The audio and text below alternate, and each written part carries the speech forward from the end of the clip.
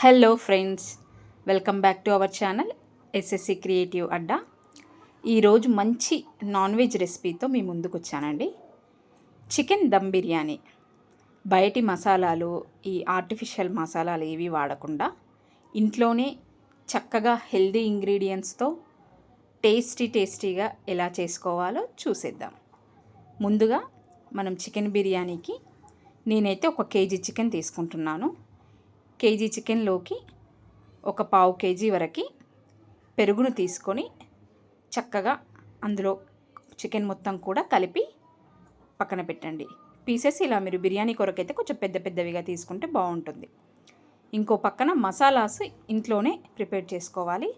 దానికి కొరచిన ఇంగ్రీడియంట్స్ చూపిస్తున్నాను చూడండి. ఇవన్నీ కూడా మీకు మళ్ళీ ఏంటి అనేది సపరేట్ వీడియో చూపిస్తాను. ఈ ఇంగ్రీడియంట్స్ అన్నీ కూడా మిక్సీలో వేసుకొని దీన్ని పౌడర్ లాగా మిక్సీకి పట్టి తీసుకోండి. చూడండి, ఇవన్నీ కలిపి మిక్సీ పౌడర్ చేసుకొని పక్కన పెట్టుకోండి. మరొక పక్కన ఒక పెద్ద బౌల్లో 1 కేజీ బాస్మతి రైస్లోకి ఇందాక చూపించిన మసాలా ఇంగ్రీడియంట్స్ అన్నీ కూడా వేసి 1 టేబుల్ స్పూన్ సాల్ట్ వేసుకొని కేజీ రైస్లోకి ఒక 3 మీరు దాన్ని కొలత చేసి తీసుకోండి. దేంతో అయితే మీరు కొలుస్తారో దాంతో 3 కప్స్ వాటర్ వేసుకొని చక్కగా అన్ని ఇంగ్రీడియంట్స్ సాల్ట్ అన్నీ కలిసే విధంగా కలుపుకొని 1 స్పూన్ నెయ్యి వేసుకోండి ఈ రైస్లోకే. బౌల్ కొంచెం స్పేషియస్గా ఉండాలండి, రైస్ మంచిగా ఉడికే విధంగా. ఇవన్నీ కలిపాక స్టవ్ పైన పెట్టేసుకొని స్టవ్ ఆన్ చేసుకోండి. అయితే ఈ రైస్ ఉడికించడం అనేది మెయిన్ పార్ట్. మరొక పక్కన ఈ చికెన్లోకి ఇందాక మనం ప్రిపేర్ చేసిన మసాలా పౌడర్ అంతా కూడా వేసేసుకొని ఒక 2 టేబుల్ స్పూన్ కారం వేసుకోండి. ఇంకొక 2 టేబుల్ స్పూన్ సాల్ట్ వేసుకోండి. మీ రుచికి తగ్గట్టుగా ఒక్కసారి కారం సాల్ట్ చెక్ చేసుకోండి. ఈ కారం సాల్ట్ మసాలా అన్నీ కూడా ఈ మ్యారినేట్ చేసిన చికెన్లోకి వేసుకొని 1 స్పూన్ నెయ్యి మళ్ళీ యాడ్ చేసుకొని మొత్తం మసాలాలంతా కూడా చికెన్కి మంచిగా పట్టే విధంగా స్పూన్తో మొత్తం పైకి కిందికి ఒకసారి కలిపి మ్యారినేట్ చేయండి. ఇందాక మనం స్టవ్ పైన పెట్టిన రైస్ అనేది కొంచెం కచ్చా పచ్చాగా ఉడకగానే ఆఫ్ చేయాలి. మరొక పక్కన ఈ ఫ్రైడ్ ఆనియన్స్ అనేది ప్రిపేర్ చేసుకుందాము.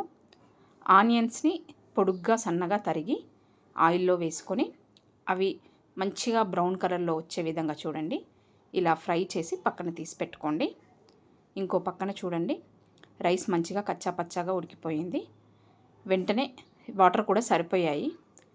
ఇది పక్కన పెట్టుకోండి. ఫ్రైడ్ ఆనియన్స్ కూడా అయిపోయాయి, పక్కన పెట్టేసుకోండి.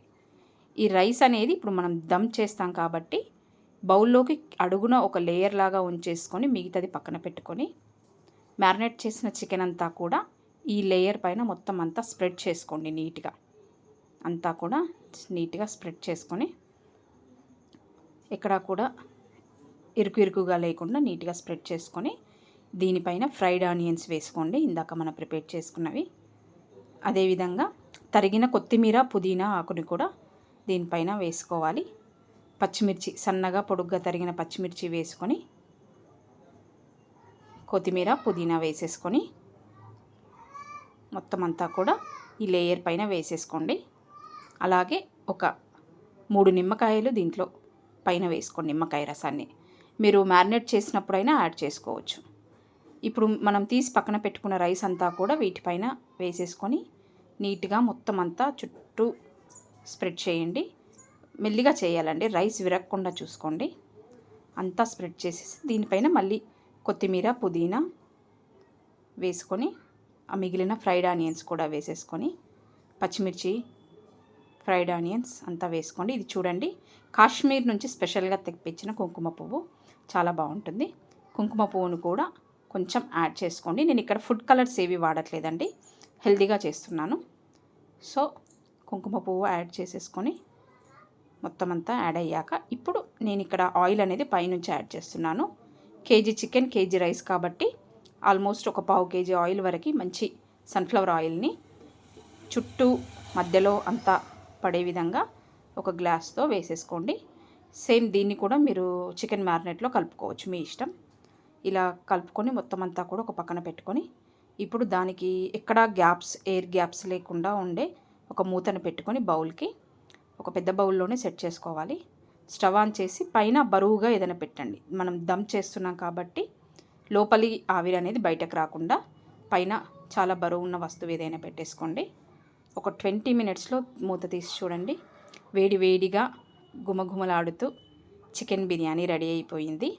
చాలా బాగుంటుంది. మీరు హోటల్లో తిన్నదానికన్నా ఇంట్లో చేసుకొని చూడండి. ఈ విధంగా తప్పకుండా నచ్చుతుంది.